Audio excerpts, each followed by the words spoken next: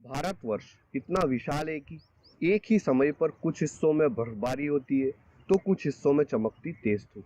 भारत का climate area wise change होता रहता है, इसलिए कुछ फसल एक ही पर्टिकुलर एरिया में हो सकती है, लेकिन फिर भी बहुत सी ऐसी फसलें हैं जिनकी खेती संपूर्ण भारत में किसान भाई सफलतापूर्वक करते हैं। ऐसी ही एक फसल है पपीता, जिसे न्यूनतम 5 डिग्री और अधिकतम 38 से 45 डिग्री सेल्सियस के टेम्परेचर पर भी आसानी से उगाया जा सकता है।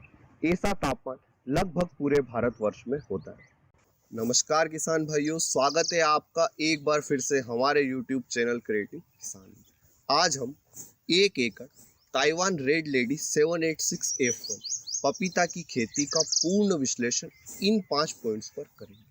पहला लागत, दूसरा उत्पादन, तीसरा समय, चौथा आमदनी, पांचवा प्रॉफिट कितना हुआ और प्रॉफिट परसेंटेज क्या रहा। साथ ही वीडियो के अंत में मैं आपको 3 ऐसी महत्वपूर्ण बातें बताऊंगा जिससे आपकी आमदनी और प्रॉफिट आसानी से बढ़ सकते हैं, इसलिए वीडियो को अंत तक जरूर देखें। अब सवाल आता है कि ताइवान रेड लेडी 786F1 पपीता का ही विश्लेषण क्यों, बाकी अन्य किस्मों का क्यों नहीं?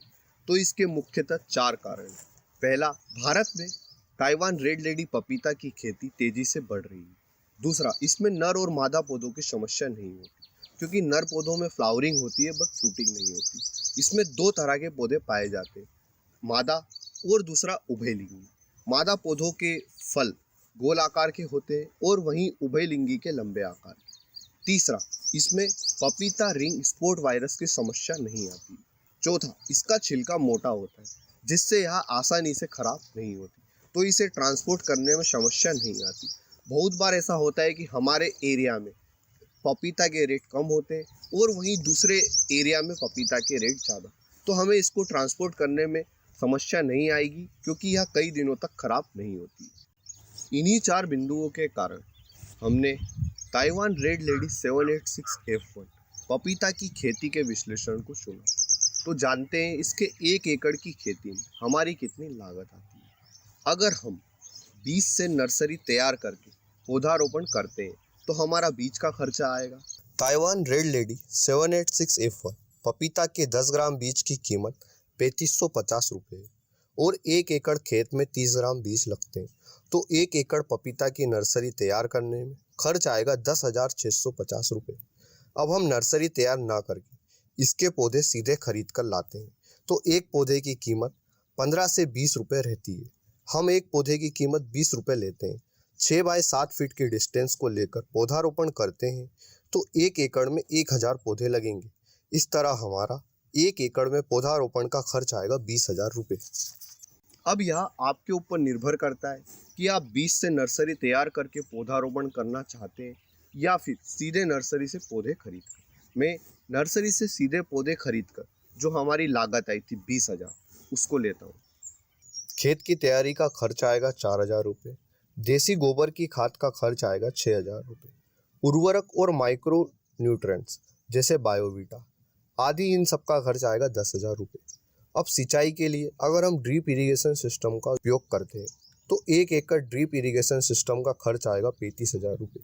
आप नाली बनाकर भी सिंचाई कर सकते हैं अगर आपको ड्रिप इरिगेशन सिस्टम का खर्च बचाना है तो। हार्वेस्टिंग, पौधारोपण आदि कई कामों के लिए लेबर चार्ज आएगा 15,000 रुपये।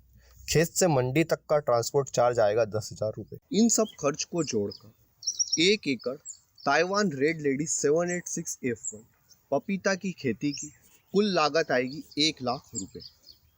लागत के बाद आते हैं हमारे दूसरे पॉइंट, उत्पादन पर।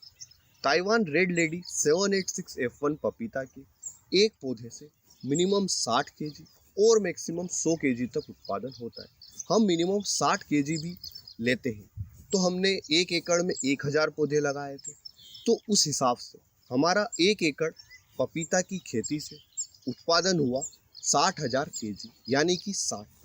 लागत उत्पादन के बाद आते हैं हमारे तीसरे पॉइंट, समय पर। पपीता की खेती का बोने का सबसे सही टाइम है 15 फरवरी से 15 मार्च। इसके अलावा आप सितंबर से अक्टूबर के बीच भी पपीता को खेत में बो सकते हैं। पौधारोपण करने के 2 से 3 महीने के बाद फ्लावरिंग आना शुरू होती है चौथे महीने से फ्रूटिंग शुरू हो जाती और 7वें महीने से आप इसकी हार्वेस्टिंग कर सकते हैं, जो कि मिनिमम 2 से 2.5 साल तक चलती है।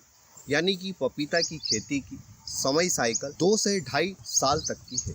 लागत उत्पादन समय के बाद आते हैं हमारे चौथे पॉइंट, आमदनी पर। पिछले कुछ सालों से पपीता के बाजार में काफ़ी उछाल आई और किसानों को पपीता के अच्छे भाव मिल रहे हैं, लेकिन हम मिनिमम भाव को लेते हैं। 1 केजी पपीता का थोक भाव मैक्सिमम 12 रुपये और मिनिमम 5 रुपये मिलता है। हम इसका एवरेज 8 रुपये थोक भाव लेते हैं। 1 एकड़ में हमारा उत्पादन रहा 60 टन, तो हमारी आमदनी हुई 4,80,000 रुपये।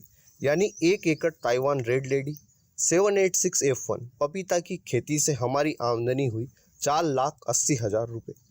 पपीता की खेती सबसे अच्छी बात यह है कि इसकी हार्वेस्टिंग 7वें महीने से शुरू हो जाती है, यानी आपके हाथ में 7वें महीने से पैसा आना लगता है। इसके साथ ही खाली पड़ी जगह पर हम सहचर फसलें बोकर अच्छी आमदनी ले सकते हैं।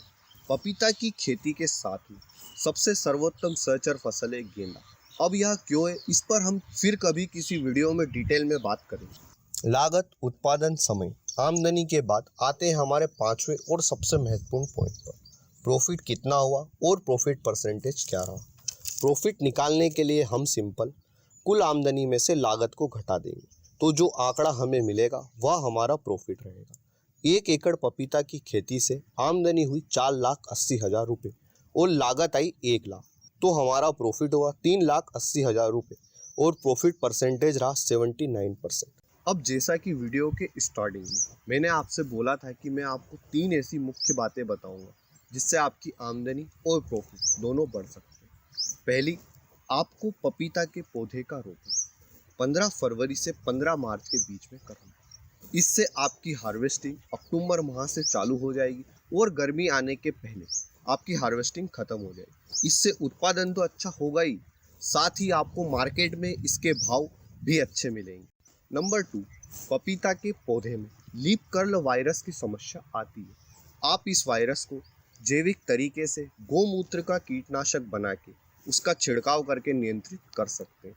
तीसरा, पपीता के खेत में खरपतवार का विशेष ध्यान रखना है, क्योंकि जहाँ पर खरपतवार है वहाँ पर मच्छर अवश्य होंगे और मच्छर के कारण लीफ कर्ल वायरस की समस्या फिर से बढ़ सकती है।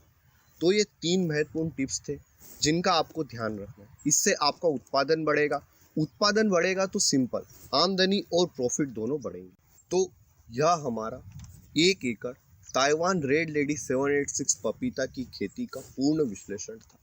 अगर आपको यह विश्लेषण अच्छा लगा है तो वीडियो को लाइक और शेयर करें, और अभी तक हमारे चैनल को सब्सक्राइब नहीं किया है तो इसे सब्सक्राइब अवश्य करें। अगर आपके पपीता की खेती से जुड़े कोई भी सवाल है तो आप हमें कमेंट सेक्शन में पूछ सकते हैं।